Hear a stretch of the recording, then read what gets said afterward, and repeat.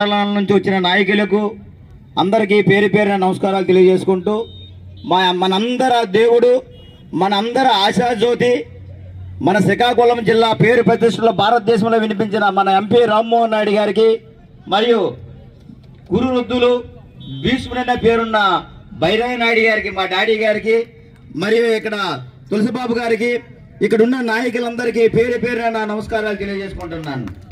అలాగే మన కల్మట వెంకటరమణమూర్తి గారికి కూడా ఆయన కొద్దిగా ఎండకు ఇదే ఇంటికి వెళ్ళున్నారు కదా, ఆయనకు కూడా నా యొక్క కృతజ్ఞతలు తెలియజేసుకుంటున్నాను.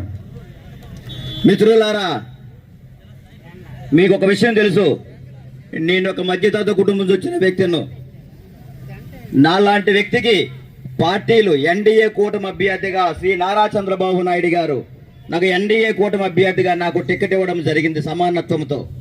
మా నాన్న ఎమ్మెల్యే కారు, మా తాత ఎమ్మెల్యే కారు, ఒక సామాన్యమైన కుటుంబం నుంచి వచ్చిన వ్యక్తికి నాకు ఈ రోజు టికెట్ ఇచ్చారంటే ఇక్కడున్న ప్రజలందరూ సర్వేల్లో ఐవీఎస్లో నన్ను మీరు కోరడం వల్లే ఈ రోజు శ్రీ నారా చంద్రబాబు నాయుడు గారు, ఎంపీ రామ్మోహన్ నాయుడు గారు, అచ్చెన్నాయుడు గారు వీళ్ళందరూ నాకు ఈ రోజు టికెట్ ఇవ్వడం జరిగింది.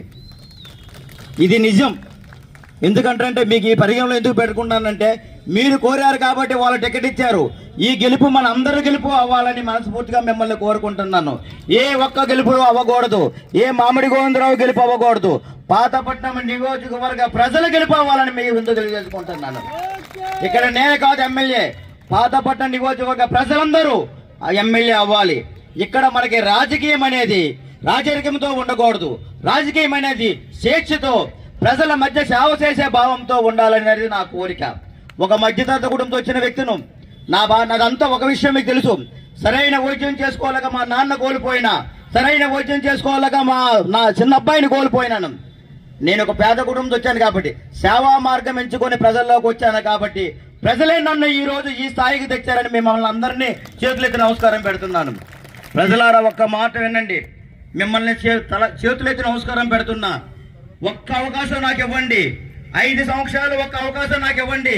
ఎమ్మెల్యే అంటే ఎలా ఉంటాడా అనే ఒక్క నిరూపణ చేసి ఈ పాతపట్నం నియోజకవర్గాన్ని ఎంపీ రామ్మోహన్ రెడ్డి గారి ఆధ్వర్యంలో ఆయన తప్పనిసరిగా కేంద్ర మంత్రి అవుతారు కాబట్టి ఆయన ఆధ్వర్యంలో పాతపట్నాన్ని కొత్త పట్నంగా ఈ నియోజకవర్గాన్ని విద్య, వైద్యం, మౌలిక వసతులతో కాకుండా ఇక్కడ ఇండస్ట్రీలు, కుటీర పరిశ్రమలతో ఉపాధి అవకాశాలు కల్పిస్తామని మీ అందరికీ హామీ ఇస్తున్నాం. ఆయన ముందు మనందరికన్నా అత్యధిక మెజార్టీతో ఎంపీ రామ్మోహన్ రెడ్డి గారికి వెళ్ళాలి. ఆయన గెలిస్తేనే మన పాతపట్నం నియోజకవర్గం అభివృద్ధి చెందుతారని మీ అందరికీ తెలియజేస్తున్నా. ఎందుకంటే ఆయన తప్పనిసరిగా ఎట్టి పరిస్థితుల్లోనే కేంద్ర మంత్రి అయ్యి తీరుతారు కూడా మీకు అందరూ తెలుస్తున్నాను.